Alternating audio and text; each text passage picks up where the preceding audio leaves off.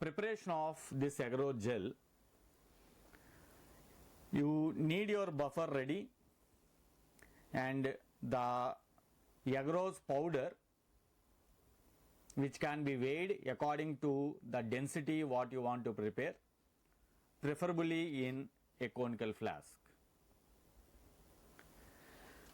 There are commercially available agaroses. You can get this from any vendor like Merck or any kind of vendor. Now the purchased agarose can be weighed of appropriate weight, mixed up with the buffer, and these two together will be placed in an micro oven for the preparation of agarose solution. Now coming to the process, it requires several components like gel tank, a casting tray, gel combs, a power pack, and the accessories for this power pack, which means the power cords or the electrical leads that connects between the power pack and your gel tank. So these 5 are very much required to carry out the process of electrolysis.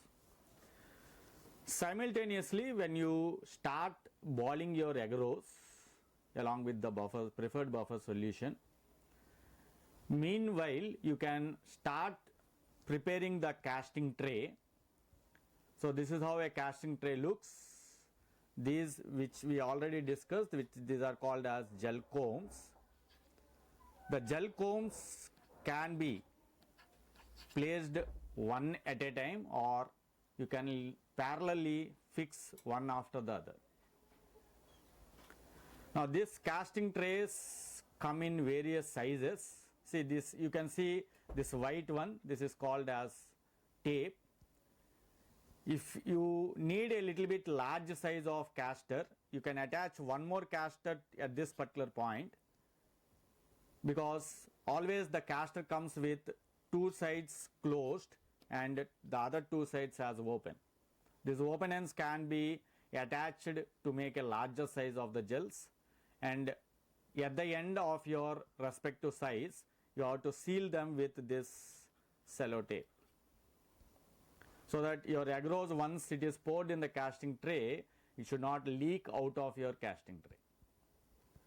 So you have to seal the edges of the casting tray and put the combs on it, and you should be ensured that the casting tray should be at an level surface, so that you don't get any kind of rugged form of agarose gels.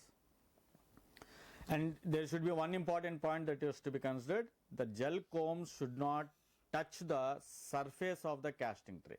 Why? Because if it touches, you don't get a appropriate well. Now you can see 2 different forms of agarose solution,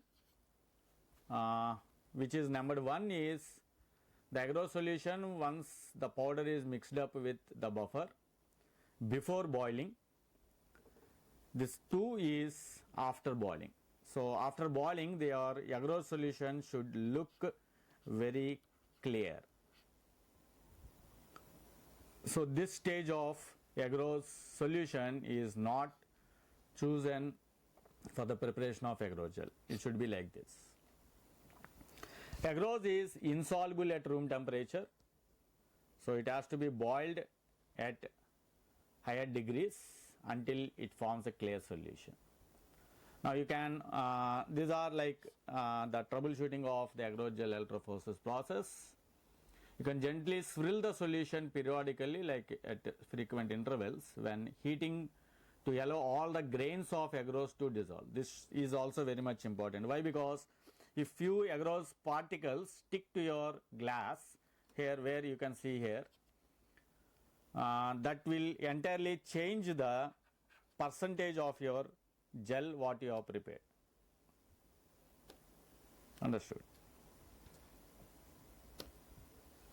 So gel percentage will be affected.